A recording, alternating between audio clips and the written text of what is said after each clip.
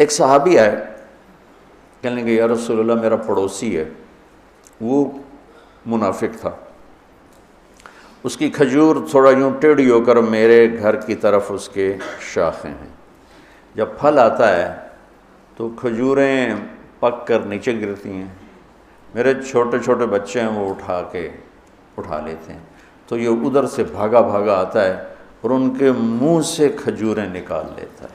آپ نے اسے بلایا، کہا بھائی وہ کھجور کا میں تمہارے ساتھ سودا کرنا چاہتا ہوں۔ کہا جی کیا؟ کہا وہ مجھے دے دو اور اس کے بدلے میں جنت میں ایک کھجور مجھ سے لے لو۔ کہنے لگا اپنا باغ دے دو اور کھجور لے لو۔ اس کے باغ میں 600 کھجوریں تھیں۔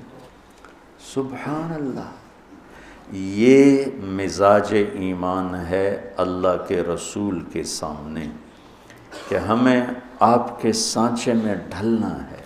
جس سے پیار ہوتا ہے آدمی اس کی ایک ایک ادا کو اپناتا ہے۔ اس لیے میں کہا کرتا ہوں اپنے نبی کی نقل ہی اتار لو تو اللہ اصل کا معاملہ کر دے گا۔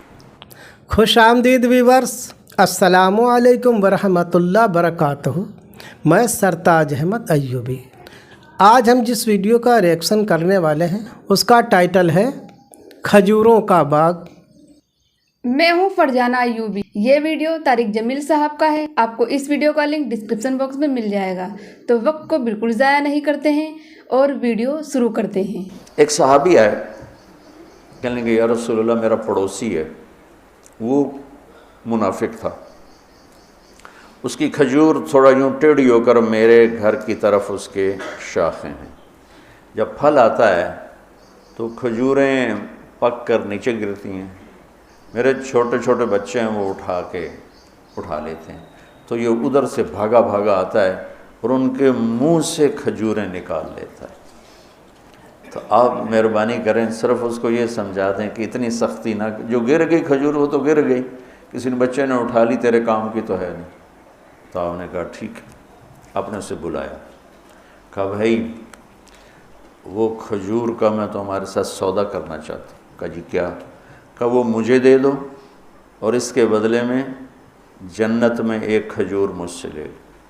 اور وہ تو تھا منافق، وہ کہنے لگا یا رسول اللہ یہ کھجور مجھے بڑی پسند ہے، میرے بچوں کو اس کا پھل بڑا پسند ہے، ہم سارے گھر والے اس کے پھل کے بڑے شیدائی ہیں، اگر کوئی اور کھجور آپ فرماتے میں فوراً پیش کر دیتا، لیکن یہ بڑا مشکل ہے، یہ تو نہیں دے سکتا۔ آپ خاموش ہو گئے، اٹھ کے چلا گیا۔ ابو الدحداح ایک انصاری صحابی بیٹھے ہیں، وہ کہنے لگے یا رسول اللہ اگر میں آپ کو وہ کھجور لے کے دے دوں تو مجھ سے وعدہ فرماتے ہیں جنت میں کھجور لے کر دیں گے؟ ہم نے کہا ہاں جو بھی کر دے میں وعدہ۔ کہنے لگا اپنا باغ دے دو اور کھجور لے لو۔ اس کے باغ میں 600 کھجوریں تھیں۔ ابو الدحداح کے باغ میں 600 کھجوروں کا باغ تھا۔ یہ بطور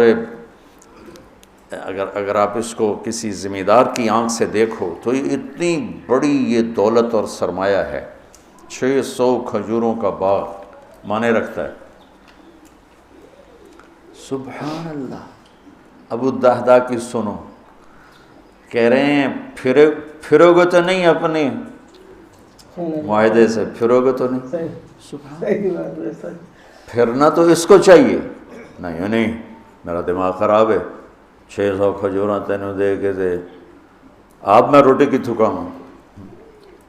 یہ تو ان کو یہ کہنا چاہیے تھا، یہ یوں کہہ رہے ہیں اپنی بات سے پھرو گے تو نہیں؟ انہوں نے کہا میں کیوں پھروں گا، میں کوئی پاگل ہوں؟ کہا ڈن، باغ تیرا کھجور میری۔ فلا وربک، دوڑ لگائی، یا رسول اللہ یا رسول اللہ، ابشر، مبارک، کیا ہوا؟ کہ میں نے کھجور خرید لی، اب آپ اس کو دے دیں۔ آپ نے فرمایا کتنے میں؟ کہا 600 کھجوریں دے دی، باغ دے دیا پورا۔ تو آپ نے فرمایا پھر ہمارا بھی کینسل، پہلا معاہدہ کینسل۔ یہ تو میں اپنی طرف سے کہہ رہا ہوں، پہلے تو ایک کھجور تھا، کھجور کے بدلے کھجور تھی، तूने तो बाग दे दिया, तो सुन अपने नबी की ज़बान से, कम मिन अदकिन रदाह वदारन फ़य्याह ले अभी दाह।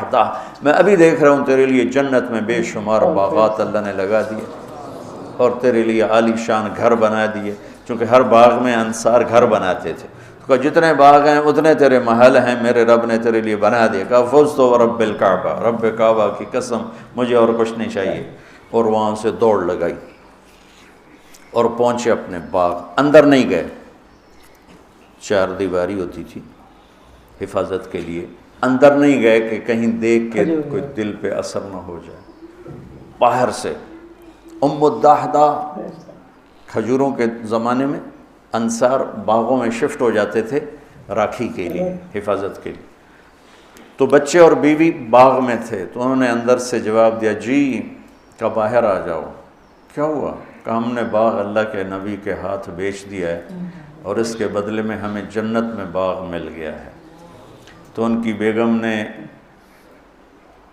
ये कहा, रब हल पे, क्या बड़ा सौदा कर लिया आपने, क्या बड़ा सौदा कर लिया।